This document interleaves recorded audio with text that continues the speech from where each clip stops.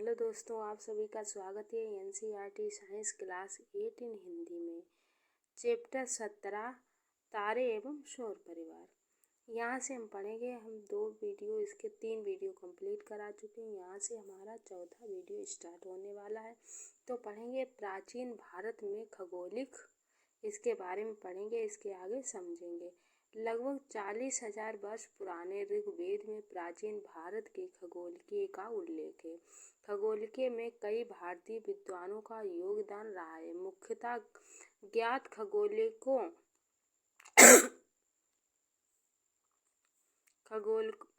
खगोलज्ञों में से आर्यभट्ट हैं।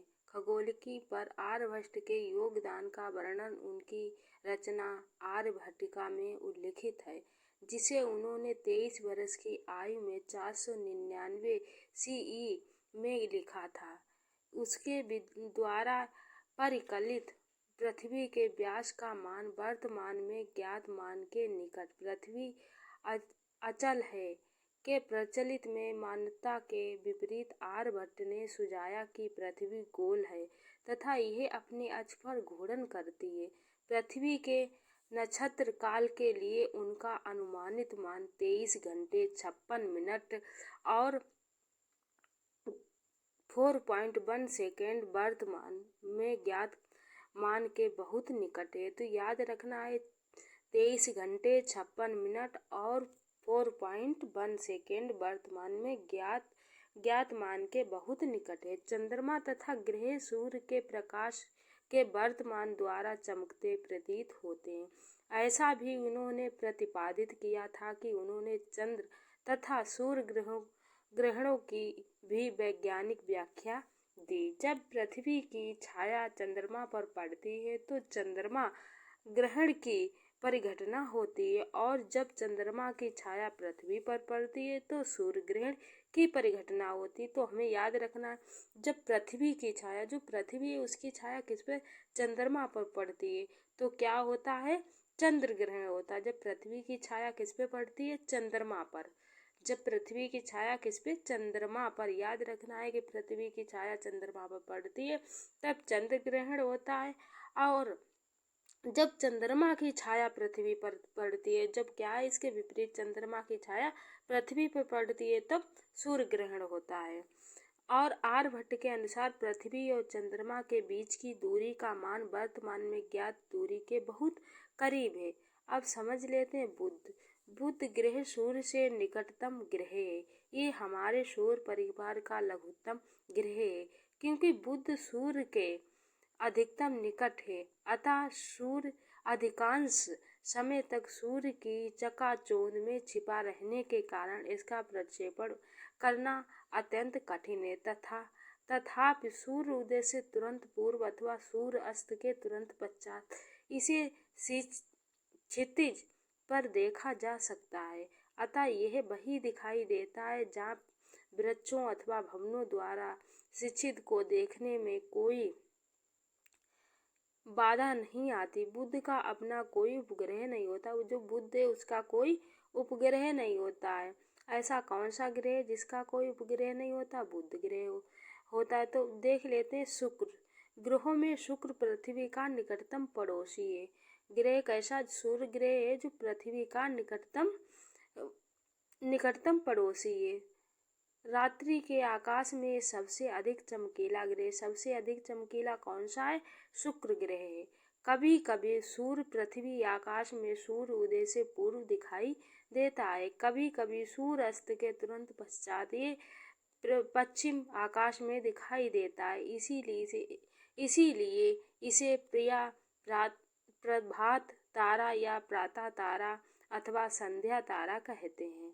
तो यद्यपि यह तारा नहीं, रात्रि के आकाश में इसे ढूंढने का प्रयास कीजिए। शुक्र का अपना कोई उपग्रह नहीं है। शुक्र का उपग्रह चंद्रमा नहीं है। जो शुक्र है अपना कोई उपग्रह चंद्रमा नहीं है। इसकी अपने अक्ष पर घूर्णन गति कुछ असाधारण है। ये पूर्व से पश्चिम की ओर घूर्णन करता है, जबकि पृथ्वी पश्चिम से पूर्व की ओर।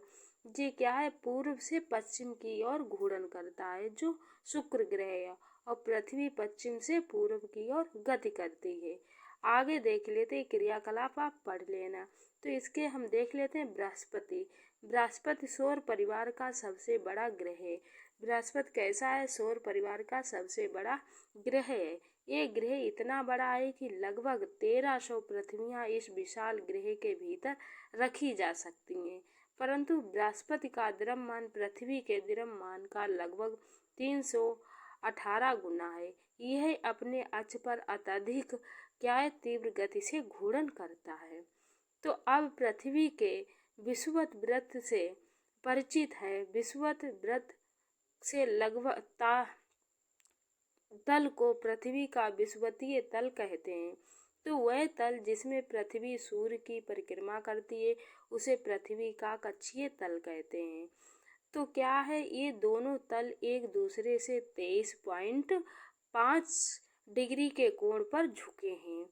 इनका यह तात्पर्य है कि पृथ्वी का अक्ष अपने कक्षीय तल से 66.5 डिग्री के कोण पर झुका हुआ है। तो इसमें हम चित्र में देख लेते हैं उत्तर और दक्षिण। जो है पृथ्वी का कक्षीय तल है, ये कितने पर झुकी हुई? 23.5 पर। अब हम देख लेते हैं विषुवत तलीय और पृथ्वी झुकी अक्ष पर घूर्णन करती है। आगे देख लेते हैं बृहस्पति और उसके 4 बड़े उपग्रह। बृहस्पति के बहुत से प्राकृतिक उपग्रह हैं। इसके चारों और धुंधले बलिए भी हैं। आकाश में अत्यधिक चमकीला प्रतीत होने के कारण आप इसे आसानी से पहचान सकते हैं। यदि आप इसका प्रक्षेपण दूरबीन की सहायता से करें तो आप इसके 4 बड़े चंद्रमा भी देख सकते हैं। तो इसमें चित्र में हम देख सकते हैं शनि जल से कम संघनन है। आगे देख लेते हैं शनि के बारे में पढ़ लेते हैं। बृहस्पति के परे शनि है जो रंग में पीला प्रतीत होता है। इस ग्रह के रमणीय बलिए इसे सौर परिवार भी अद्वितीय बनाते हैं। बलिए नंगी आंखों से दिखाई नहीं देते हैं। आप छोटे दूरदर्शक द्वारा इसका प्रक्षेपण कर सकते हैं। शनि भी बहुत से प्राकृतिक उपग्रह है। शनि के बारे में एक रोचक बात यह है कि सभी ग्रहों में से यह सबसे कम संघनन, इसका घनत्व जल के घनत्व से भी कम है। यूरेनस तथा नेपच्यून, इसके बारे में पढ़ लेते हैं। तो ये सौर परिवार के बाह्यतम ग्रह हैं। ये लास्ट हमारे ग्रह हैं। तो इन्हें केवल बड़े दूरदर्शकों की सहायता से ही देखा जा सकता है। शुक्र की भांति यूरेनस भी पूर्व से पश्चिम दिशा में घूर्णन करता है। इसकी विलक्षण विशेषता इसकी अत्यधिक झुका घूर्णन अक्ष है। इसके परिणाम स्वरूप एक कक्षीय गति करते समय अपने पृष्ठ पर लुढ़कता सा प्रतीत होता है। तो अपने कक्षीय पथ पर यूरेनस के बारे में देख लेते हैं। अपने पथ पर क्या कर रहा है? कक्षीय पथ पर यूरेनस। तो क्या सौर परिवार के प्रथम 4 ग्रह बुध, शुक्र, पृथ्वी तथा मंगल, चारों ग्रहों की तुलना में सूर्य के अत्यधिक निकट इनके आंतरिक ग्रह कहते हैं। आंतरिक ग्रहों के बहुत कम चंद्रमा होते हैं। वे ग्रह जो मंगल की कक्षा से बाहर हैं, जैसे बृहस्पति हुआ, शनि हुआ, यूरेनस हुआ तथा नेपच्यून, आंतरिक ग्रह की तुलना में कहीं अधिक दूर है। इन्होंने बाह्य ग्रह कहते हैं। इनके चारों ओर बलीय निकाय है। बाह्य ग्रहों के अत्यधिक संख्या में चंद्रमा होते हैं। सौर परिवार के कुछ अन्य सदस्य ग्रहों के अत्यधिक सूर्य की परिक्रमा करने वाले कुछ अन्य पिंड भी हैं। ये भी सौर परिवार के सदस्य हैं। आइए इनमें से कुछ के विषय में जानकारी प्राप्त करें। क्षुद्र ग्रह। तो मंगल एवं तथा बृहस्पति की कक्षों के बीच काफी बड़ा अंतराल है। इस अंतराल को बहुत सारे ऐसे छोटे छोटे पिंडों में घेरा रखा है जो सूर्य की परिक्रमा करते हैं। इन्हें क्षुद्र ग्रह कहते हैं। क्षुद्र ग्रहों को केवल बड़े दूरदर्शकों द्वारा ही देखा जा सकता है। इसमें देख लेते हैं सूर्य, बुध, शुक्र, पृथ्वी, मंगल और बृहस्पति। आगे देख लेते हैं। आगे क्या दिया गया? धूमकेतु। धूमकेतु के बारे में पढ़ लेते हैं। धूमकेतु भी हमारे सौर परिवार के सदस्य हैं।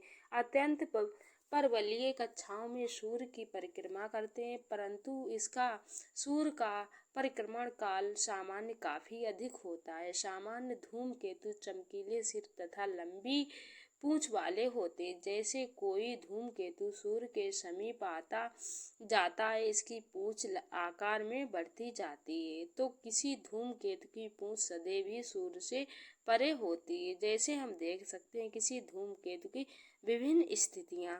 तो ऐसे बहुत से धूमकेतु ज्ञात हैं जो समय समय पर एक निश्चित काल अंतराल पर दृष्टि अगोचर होते हैं। हेलेका धूमकेतु एक ऐसा धूमकेतु है जो लगभग हर 76 वर्ष के अंतराल में दिखाई देता है। इसे सन 1986 में पिछली बार देखा गया था।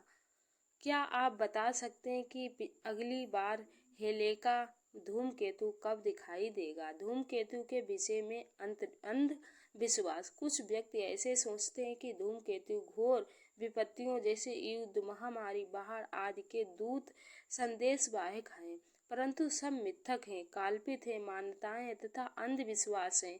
धूमकेतु एक दृष्टि अगोचर होना एक प्राकृतिक परिघटना है। इससे भयभीत होने का कोई औचित्य नहीं है। उल्काएं तथा उल्का पिंड देख लेते हैं। रात्रि के समय जब आकाश साफ हो तथा चंद्रमा भी ना दिखाई दे रहा हो, तो आप कभी कभी आकाश में प्रकाश क्या है? धूमकेतु के विषय में अंधविश्वास। कुछ व्यक्ति तो आगे देख लेते हैं क्या है। आकाश में प्रकाश। आकाश में प्रकाश की एक चमकीली धारी सी देख सकते हैं। इसे शूटिंग स्टार या टूटता तारा कहते हैं। यद्यपि यह तारा नहीं है, इसे उल्का कहते हैं। इसका सामान्यतः छोटे पिंड होते हैं जो यथाकथा पृथ्वी के वायुमंडलीय प्रवेश कर जाते हैं। उस समय इनकी अति उच्च चाल होती है। वायुमंडलीय घर्षण के कारण ये तप्त होकर जल उठते हैं और क्या करते हैं, चमक के साथ शीघ्र ही वाष्पित हो जाते हैं। यही कारण है कि प्रकाश की चमकीली धारी अति अल्प समय के लिए ही दृष्टिगोचर होती है। रात्रि के आकाश में उल्का तो देख सकते हैं हम चित्र में भी। तो कुछ उल्का आकार में इतनी बड़ी होती हैं कि पूर्णतः वाष्पित होने पर पूर्व ही वे पृथ्वी पर पहुंच जाती हैं। पर वह पिंड जो पृथ्वी पर पहुंचता है उसे उल्का पिंड कहते हैं। उल्का पिंड वैज्ञानिक उस पदार्थ की प्रकृति की खोज करने में सहायता करते हैं जिससे सौर परिवार बना है। उल्का वृष्टि। जब पृथ्वी किसी धूमकेतु की पूंछ को पार करती है तो उल्काओं के झुंड दिखाई देते हैं।